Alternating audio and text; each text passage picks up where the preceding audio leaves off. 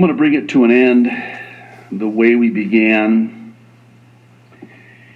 and say that this is the truth, the whole truth, and nothing but the truth, so help me God.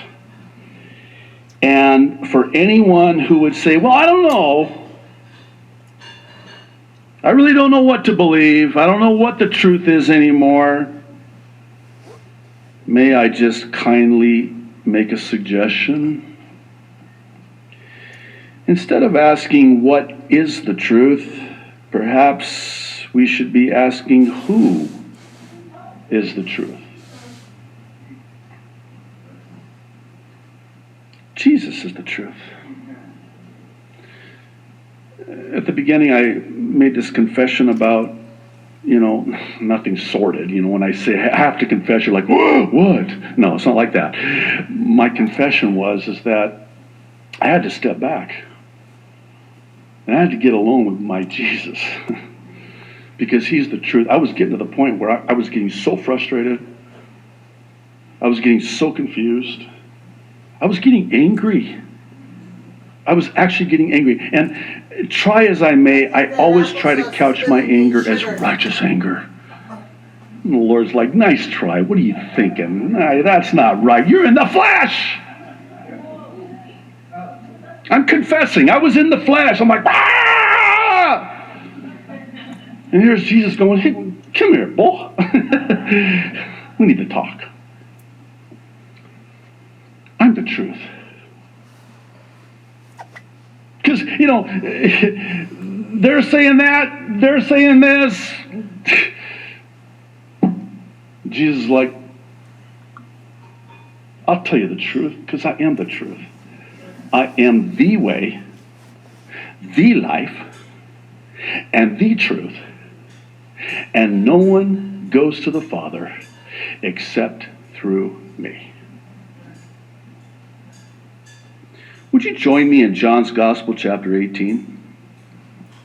I want to share with you something the Lord as only he can, he just settled my heart. It was one of those things where when he did that, you just find yourself, oh, Lord, I'm so sorry.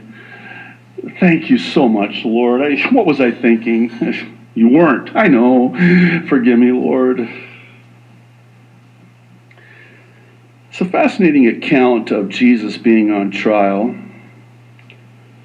We're told, verse 33, then Pilate entered the praetorium again, called Jesus, and said to him, are you the king of the Jews? Jesus answered him, are you speaking for yourself about this, or did others tell you this concerning me? Pilate answered, am I a Jew? Your own nation and the chief priests have delivered you to me. What have you done? Listen to the answer that Jesus gives in verse 36. My kingdom is not of this world. If my kingdom were of this world, my servants would fight, so that I should not be delivered to the Jews. But now my kingdom is not from here.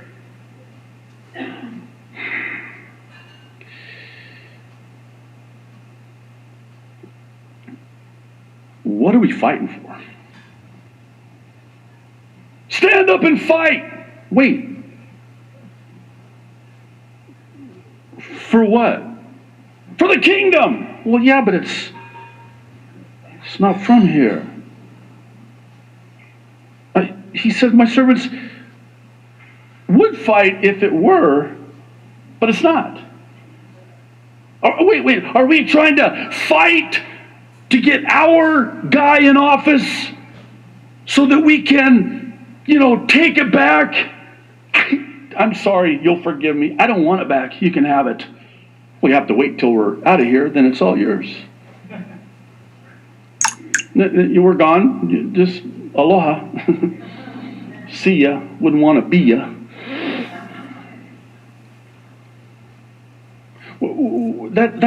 That's what's known as the false teaching of kingdom now theology. dominion theology where you have to take dominion over the earth. That's the exact opposite of what Jesus is saying here. He's saying, well, that's all fine and dandy. If my kingdom were here, well, then that would make sense. My servants, my disciples, man, they'd be fighting, but they're not. And you want to know why? They're not fighting because my kingdom is not here. That's why. And notice conspicuously absent from this dialogue is any mention of Jesus defending himself. You know what he's doing? He's speaking the truth because he is the truth. So now here's Pilate, verse 37. He says to him, are you a king then? Because he just got done saying, my kingdom, well, that means you're a king, right? Jesus answered, you say rightly that I am a king. For this cause I was born, and for this cause I have come into the world, that I should, listen very carefully, that I should bear witness to the truth. Everyone who is of the truth hears my voice. Wow, I would have loved to have been a fly on a camel there, so to speak. And then Pilate utters these famous verses and asks him this question, what is truth? That's ironic to me. That's an irony of ironies, isn't it? He's asking the truth. What is truth? If I were there, good thing I wasn't, I would have said, hey, Pilate, dude, he is the truth. You're asking what is truth? You should be asking who is truth. He's right there. That's truth. Truth. He's the truth. Did I say truth? And notice this. And when he had said this, Pilate went out again to the Jews and said to them, I find no fault in him at all. Wow. In Matthew's gospel, we have some details where his wife apparently had a couple of nightmares. Did you hear about this? Couldn't sleep. And she says to her husband, honey, have nothing to do with this man. And what does Pilate do? He washes his hands. Very interesting in the Middle East, the symbolism. I wash my hands of this. This is on you, it's not on me. That's another sermon for another time. Here's the bottom line. Like asking who is the truth instead of what is the truth, we should also ask who is coming along with what is coming. Actually, the answer depends on the person of Jesus Christ and whether or not one has a saving knowledge of Jesus Christ. And here's why.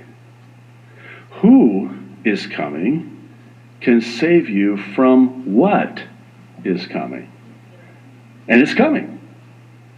It's coming upon the entire world.